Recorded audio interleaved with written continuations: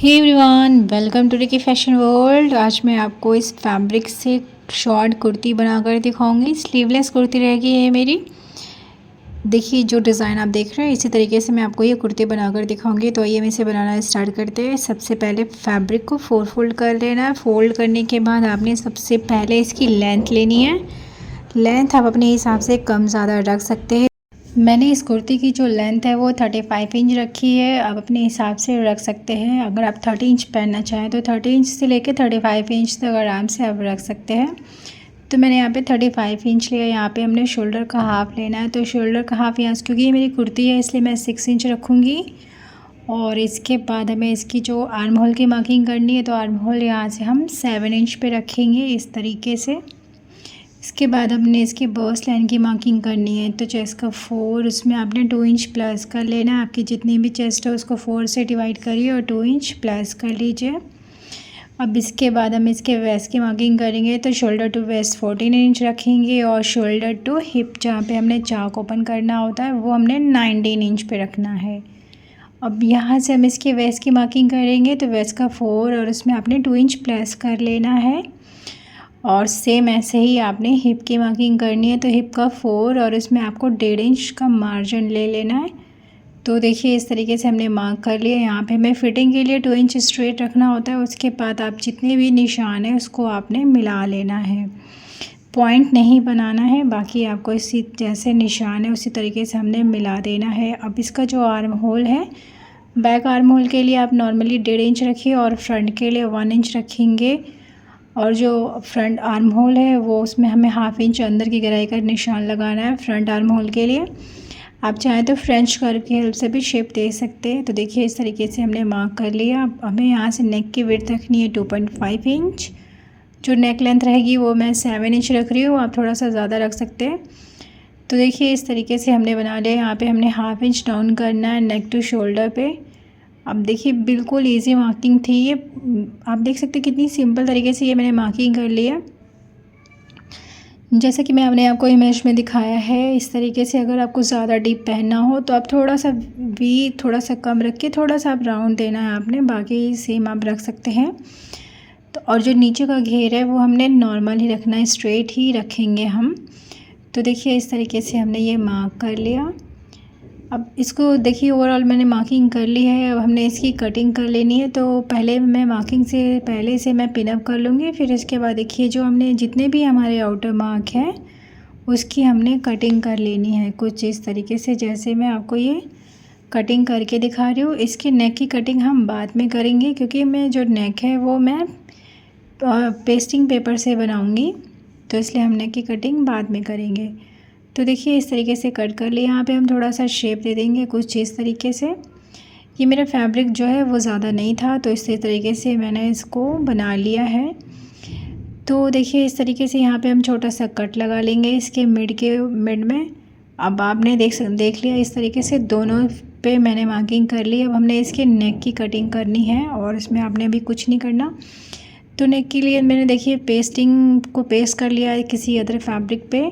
अब हमने इसको बीच में से इस तरीके से फ़ोल्ड कर लेना है। फ़ोल्ड करने के बाद यहाँ से हम नेक विड्थ रखेंगे। तो मैंने 2.5 इंच रखा है और जो नेक की लेंथ रखूँगी मैं वो 7 इंच पे रखूँगी। और इसमें मुझे वी नेक ड्रॉ करना है, तो बिल्कुल तिरछा नहीं रखेंगे। इसमें आपको आप पहले बॉक्स बना लीजिए। देखिए इस तरीके से मैंने बॉक्स बना लिया। ठीक है फ्रेंड्स, अब हमने इसमें वी नेक ड्रॉ करना है। तो बिल्कुल थोड़ा सा हम इसमें कर्व देंगे, फिर इसको वी शेप में ड्रॉ कर लेना है कुछ इस तरीके से।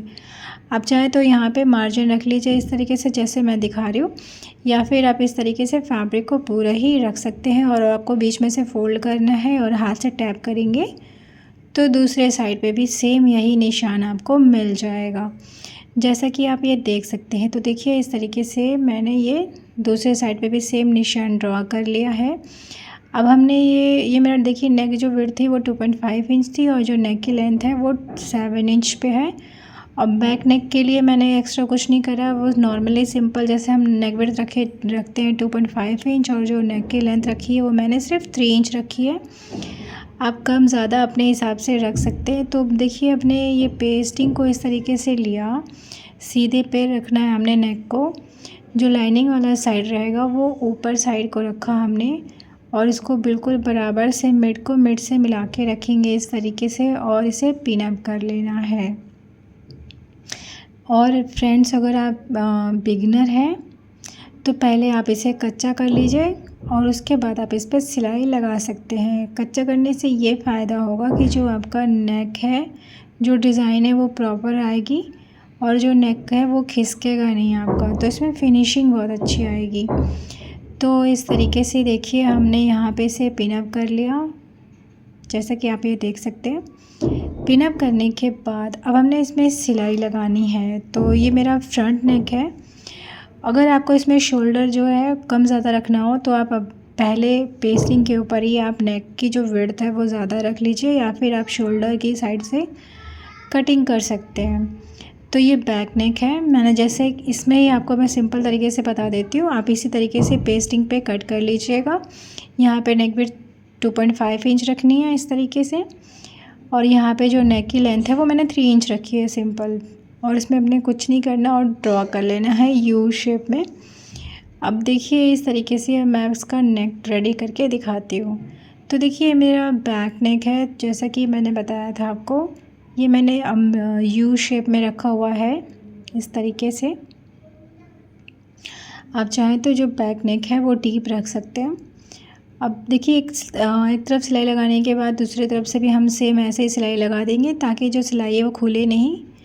अब सेम ऐसे जो हमारा फ्रंट नेक है, फ्रंट नेक के ऊपर भी हमने इस तरीके से जो निशान है, निशान के ऊपर ही आपको सिलाई लगा लेनी है, जैसा कि आप ये वीडियो में देख सकते हैं। यहाँ पे हमने इसे सिलाई लगा करके सिक्योर कर लिया। अब निडल रखेंगे नीचे साइड को और घुमा करके फैब्रिक के ऊपर दोबारा सिलाई लगा लेनी है। तो ये मैं कंप्लीट करके दिखाती हूँ। देखिए हमने कंप्लीट कर लिया नेक। अब जो अंदर की हमने कटिंग कर लेनी है, जो नेक है उसके अंदर से हम जो एक्स्ट्रा फैब्रिक है वो हम रिमूव कर लेंगे। तो 1/2 इंच का मार्जिन दे करके आपको इसकी कटिंग कर लेनी है। ये देखिए यहाँ से भी हमने इसे कट कर लिया। कट करने के बाद ये जो एक्स्ट्रा फैब्रिक है वो हम निकाल देंगे और इसमें हमें छोटे छोटे कट लगाने हैं। कट लगाते समय आपको इस बात का ध्यान देना है कि आपका जो थ्रेड है और एक्स्ट्रा फैब्रिक है वो कट नहीं होना चाहिए। अब इसे हम अंदर साइड को मोड़ करके आयरन कर लेंगे। तो पहले मैं आपको इसे सिंपली इस तरीके से मोड़ लेना है। मोड़ने के बाद आपको इसके ऊपर आयरन करना है। आयरन करने से इसमें फिनिशिंग आ जाएगी और ये देखने में बहुत अच्छा लगेगा। तो इसके ऊपर मैं आयरन करके फिर आपको दिखा देती हूँ। तो देखिए इस तरीके से मैंने इसके ऊपर आयरन कर लिया है। अब हमने इसके शोल्डर को शोल्डर से जॉइन करना है। तो जो सीधा वाला साइड है वो दोनों अंदर साइड को है, बैक वाले पार्ट को हमने इस तरीके से रखा शोल्डर के ऊपर और यहाँ पे इसे ओवरलैप कर लेंगे इस तरीके से और इसके ऊपर आपने सिलाई लगा लेनी है। तो मैं सिलाई लगा करके दिखा देती हूँ। देखिए हमने इस तरीके से रखा और रखने के बाद इसके ऊपर आपने सिलाई लगा लेनी है सिंपली, और कुछ भी नहीं करना। देखिए हमने सिलाई लगा ली, इसको हम यहाँ से घुमा देंगे और एक और बारी इसके ऊपर सिलाई लगा लेंगे। तो दोनों शोल्डर हमने इसी तरीके से रेडी कर लेना है। तो देखिए इस तरीके से हमने रेडी कर लिया। अब मैं आपको इसे सीधा करके दिखाती हूँ। देखिए सीधा होने के बाद इसकी फिनिशिंग कुछ इस तरीके से आएगी। अब जो साइड की मार्जिन था उस पर हमने सिलाई लगा लेनी है। तो देखिए मैंने साइड से फिटिंग का जो निशान था उसके ऊपर सिलाई लगा ली है। आर्म होल हम यहाँ से फिनिश कर लेंगे। अब ये जो साइड का चाक है वो हम बनाना है। तो बिल्कुल सिंपल तरीके से आपने इस तरीके से मोड़ना है और इसके ऊपर आपने सिलाई लगा लेनी है। देखिए यहाँ से मैंने मोड़ दिया है। अगर आपको इसमें हेमिंग करनी होगी तो पहले इसके ऊपर कच्चा कर लीजिए, फिर बाद में आप इसके ऊपर हेमिंग कर सकते हैं। मैं इसमें डिज़ाइनिंग थोड़ा सा कर रही हूँ, इसलिए मैंने इसको सिंपली मशीन के साथ ही रख के इसमें सिलाई लगा ली है। देखिए कुछ इस तरीके से हम ये पूरे पे ही सिलाई लगा लेंगे। फैब्रिक को खींचना नहीं है, बस आपको इस बात का ध्यान देना है। अगर आप इसके ऊपर पहले आयरन कर लेंगे तो ये अच्छे से एडजस्ट हो जाएगा और आप इसके ऊपर सिलाई लगा सकते हैं, जैसा कि आप ये देख सकते हैं।